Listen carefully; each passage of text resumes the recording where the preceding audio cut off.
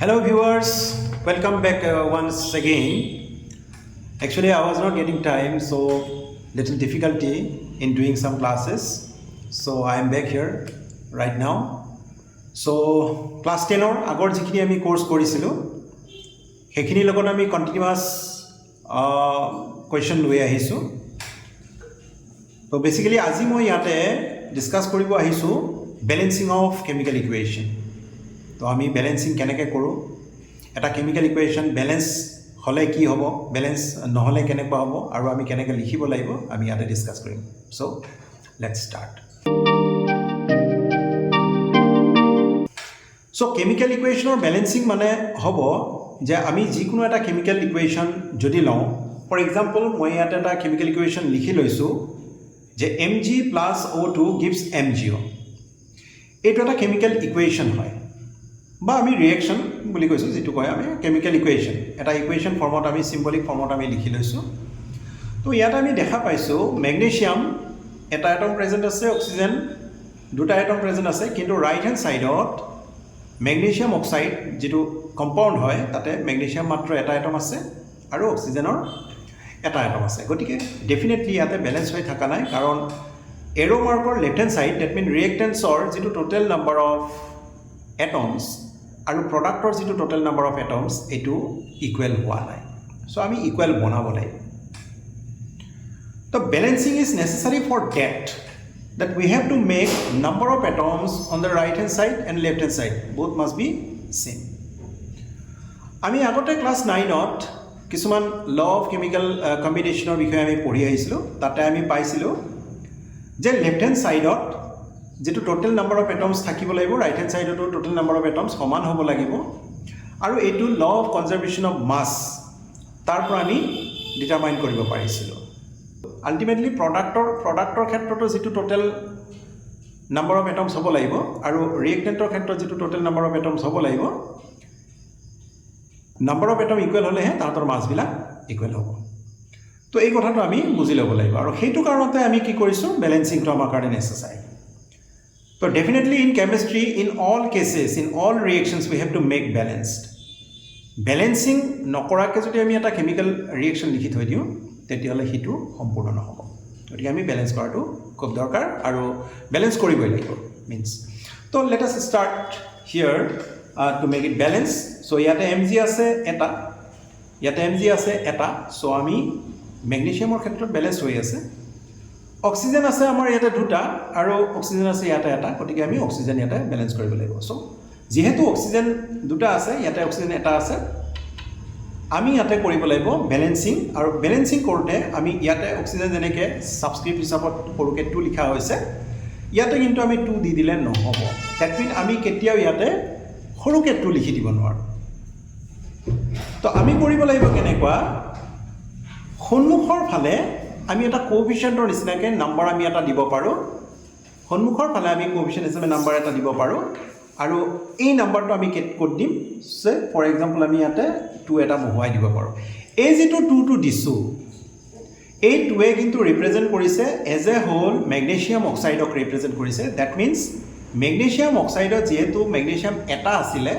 oxygen এটা আছিলে এই 2 টো দিয়াৰ লগে লগে মেগনেছিয়াম অক্সাইডৰ মেগনেছিয়াম হৈ গ'ল দুটা অক্সিজেন হৈ গ'ল দুটা তো ডেফিনেটলি আমি যদি লেফট হ্যান্ড সাইড চাব যাওঁ তেতিয়ালে অক্সিজেন দুটা ব্যালেন্সড হৈ গ'ল কিন্তু এইবাৰ আমি দেখা পাইছোঁ ইয়াতে যে মেগনেছিয়াম দুটা হৈ গৈছে য'ত নেকি লেফট হ্যান্ড সাইডৰ ৰিয়েক্টেন্টৰ ক্ষেত্ৰত মেগনেছিয়াম মাত্ৰ এটা আছে so we have to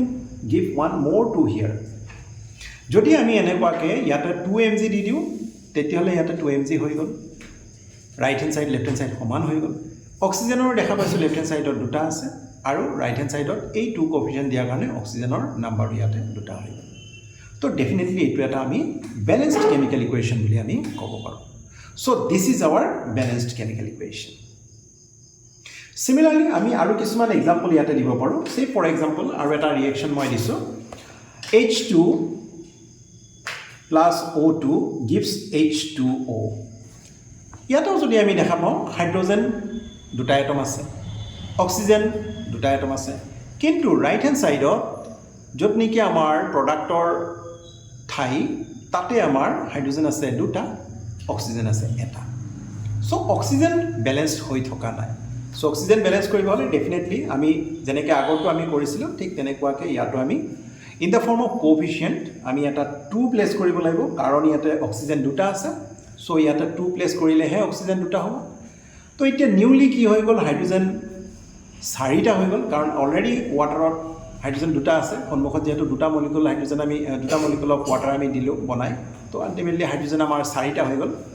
hydrogen 4টা হোৱাৰ কাৰণে ইফালেও আমাৰ হাইড্ৰোজেন 4টা বনাব লাগিব so we have to put one more 2 here now this reaction is balanced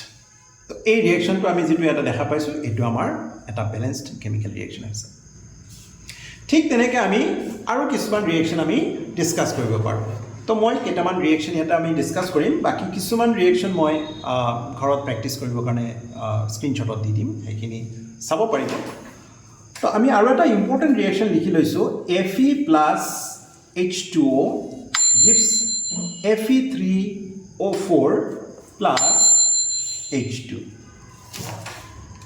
এইটো এটা আমাৰ কাৰণে ইম্পৰ্টেণ্ট কেমিক্যাল ৰিয়েকশ্যন যাক আমি বেলেঞ্চ কৰিব লাগিব এক্সাম পাৰপজতো খুব দৰকাৰ হয় তো এইটোত আমি কেনেকৈ বেলেঞ্চ কৰিম আমি ইয়াতে চাওঁ Fe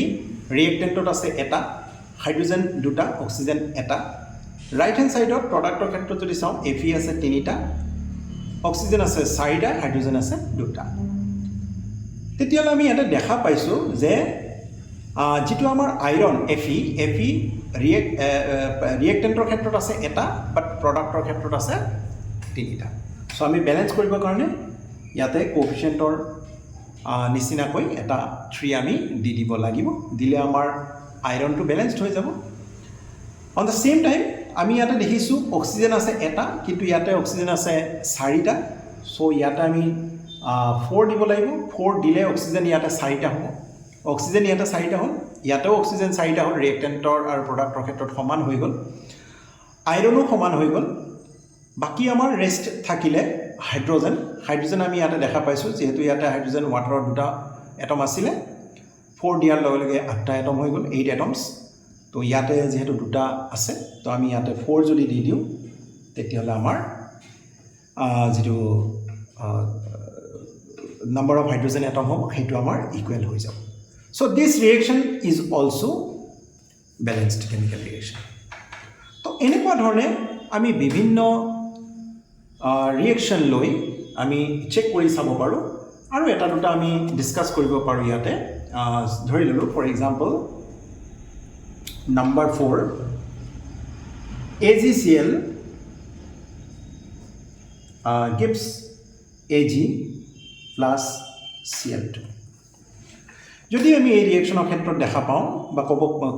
ৰিয়েকশ্যনৰ ক্ষেত্ৰত আমি দেখিছোঁ ইয়াতে ৰিয়েক্টেণ্টৰ ক্ষেত্ৰত Ag আছে এটা ক্লোৰিন আছে এটা আৰু প্ৰডাক্টৰ ক্ষেত্ৰত Ag আছে এটা ক্লোৰিন আছে দুটা ডেফিনেটলি ক্লোৰিনৰ নাম্বাৰ অফ এটমছ দুয়ো পিনে ৰিয়েক্টেণ্ট আৰু প্ৰডাক্টৰ ক্ষেত্ৰত সমান নহয় গতিকে ক্লোৰিনৰ এটম সমান কৰিব হ'লে আমি কৰিব লাগিব ইয়াতে 2 এটা দিব লাগিব ইয়াতে 2 দিয়াৰ লগে লগে ক্লোৰিন দুটা হৈ গ'ল লগতে আমাৰ সিলভাৰ Ag হেতু দুটা হৈ গ'ল প্ৰডাক্টৰ ক্ষেত্ৰত আমি দেখা পাইছোঁ সিলভাৰ এটা আছে ক্লোৰিন দুটা আছে সো ক্লোৰিনটো বেলেঞ্চড হৈ গ'ল বাট silver still is not balanced তো সিলভাৰক আমি বেলেঞ্চ কৰিবৰ কাৰণে আকৌ আমি সিলভাৰৰ সন্মুখত এটা 2 দি দিব লাগিব 2 দিয়াৰ লগে লগে সিলভাৰো বেলেঞ্চড হৈ গ'ল তো this chemical reaction is also a balanced chemical reaction তেনেকুৱাকৈ আৰু এটা ডিসকাস কৰিব পাৰোঁ আমি ইয়াতে say for example N2 plus H2 gives NH3 important reaction nitrogen আমি ৰিয়েক্টেণ্টৰ ক্ষেত্ৰত চাইছোঁ দুটা আছে হাইড্ৰোজেন ৰিয়েক্টেণ্টৰ ক্ষেত্ৰত দুটা আছে but in case of product nitrogen এটা হাইড্ৰোজেন 3টা আছে তো হাইড্ৰোজেনো বেলেঞ্চড নাই আৰু নাইট্ৰোজেনো বেলেঞ্চড নাই আমি এইটো কেনেকৈ বেলেঞ্চ কৰিম তো ইয়াতে আমি কম্পেয়াৰ কৰিব লাগিব যে নাইট্ৰোজেন আমাৰ ইয়াতে দুটা আছে ৰিয়েক্টেণ্টৰ ক্ষেত্ৰত ইয়াতে নাইট্ৰোজেন আছে এটা সে আমি ইয়াতে 2 এটা বহাই দিলোঁ তেতিয়াহ'লে নাইট্ৰোজেন আমাৰ বেলেঞ্চড হ'ব কিন্তু হাইড্ৰোজেন 2 3 যা 6 হৈ যাব সো ইয়াতে যদি আমি 3 বহাই দিওঁ ৰিয়েক্টেণ্টৰ ক্ষেত্ৰত হাইড্ৰোজেনৰ ফ্ৰণ্টত কোএফিচিয়েণ্ট হিচাপে যদি 3 বহাই দিওঁ তেতিয়াহ'লে